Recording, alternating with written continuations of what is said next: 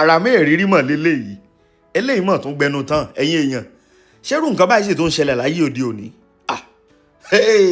ẹ wá wò ìyá kan ní o pẹ̀lú àwọn ọmọ ẹ̀ nípínlẹ̀ Ondo wọ́n mú ọmọ ẹ̀ tó ń ṣe wàhálà lọ́wọ́ pé ó mú Android fóònù wọnú exam hall ni wọ́n bá gba fóònù lọ́wọ́ ọmọ o nìyá bá sọ di gòbè mọ́ àwọn management iléèwé lọ́wọ́ o débi wípé wọ́n na vice principal tó gba fóònù lọ́wọ́ ọmọ débi pé ó kù díẹ̀ kí vice principal kó dèrò ọ̀run ṣùgbọ́n bó ló ṣe ṣẹlẹ̀ ìgbésẹ̀ wo nípínlẹ̀ Ondo ti gbé ìgbésẹ̀ wo làwọn ọlọ́pàá ti gbé ibo gangan lọ̀rọ̀ dé dúró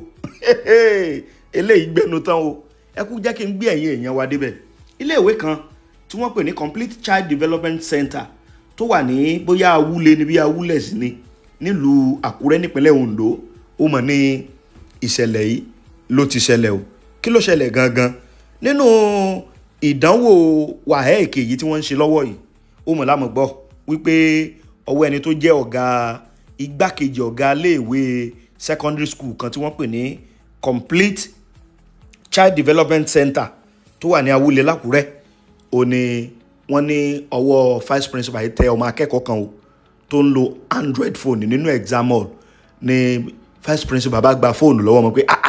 àyámọ̀ kú ẹ o mú odidi fóònù wọnú exam hall irú nonsense wo nìyẹn vice principal bá bínú lẹ́yìn ọ̀rẹ́yìn ó bá gba fóònù lọ́wọ́ ọmọ lẹ́yìn ìgbà tó gba fóònù lọ́wọ́ ọmọ yìí òun la mọ̀ gbọ́ wípé ìyá ọmọ ló bá mọ̀ wá ya bá wọn ní ilé ìwé o lómi gbogbo wọn nǹkan burúkú mọ̀ la ọjọ́ burúkú èṣù gbomi mu mọ̀ ni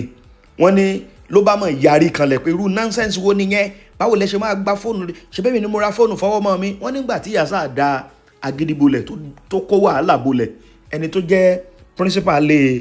ẹ̀kọ́ yẹn ló bá ní ẹ yọ̀ǹda fóònù fún ìyá ọmọ yìí kó mọ̀ lọ wọ́n ní kò pẹ́ ní ẹni tó jẹ́ ẹ̀gbọ́n ọmọ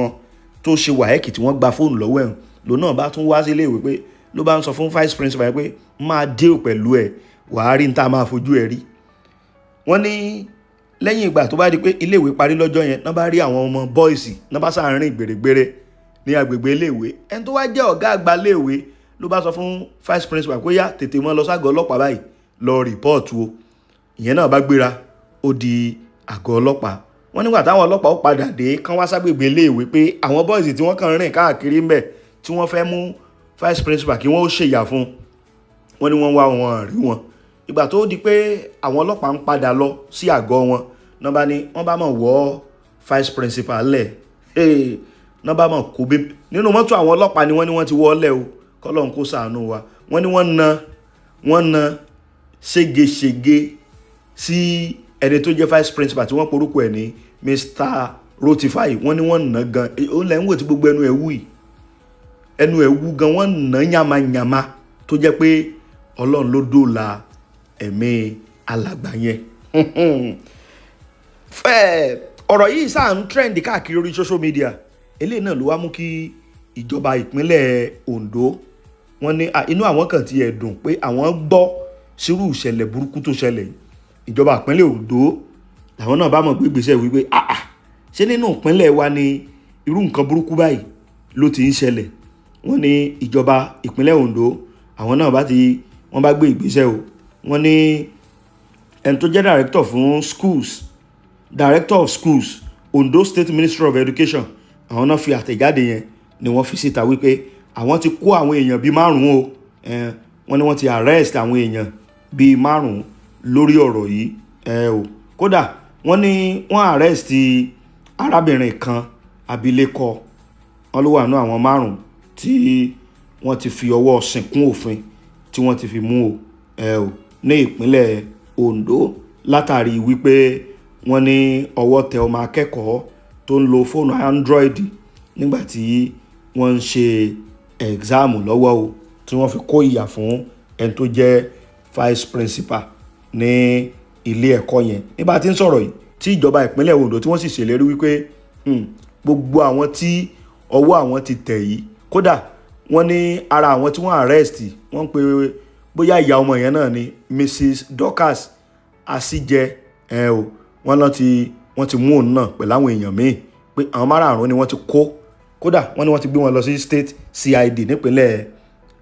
Ondo tí wọ́n sì sọ pé iṣẹ́ ìwádìí ti bẹ̀rẹ̀ tí ìjọba ìpínlẹ̀ Ondo sì sọ pé báwọn bá ti bẹ̀rẹ̀ iṣẹ́ ìwádìí àwọn tán sì parí ẹ̀ pé dandan ní ilé ẹjọ́ làwọn ń kó wọn lọ pé àwọn ò ní tolerate gbogbo irú nonsense burúkú báyìí nípínlẹ̀ Ondo táwọn tí gbogbo ayé mọ̀ mọ́ àwọn pé àwọn ò fi ètò ẹ̀kọ́ àwọn ò fi ṣeré nírú rádaràdà báyìí wá ń ṣẹlẹ̀ ìjọba ti lérí wọ́n sì ní wọ́n ti arrest àwọn èèyàn tí ọ̀rọ̀ náà tí wọ́n kàn tí wọ́n sọ pé tíwádìí bá ti parí o ilé ẹjọ́ ni ó gbẹ̀yìn àwọn èèyàn wọ̀nyí tí òfin ó sì ṣiṣẹ́ tó yẹ kó ṣe lórí wọn. ẹ̀yin èèyàn tẹ́ ń wò mí bó lọ̀rọ̀ yìí ṣe rí ojú wo lẹ́yìn fi wò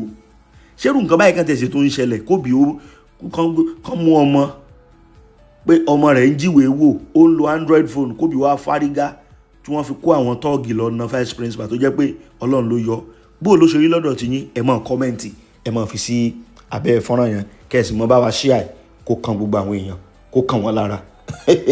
kọ́lọ́n kó mọ̀ kó ayọ̀ jàre ó lágbára.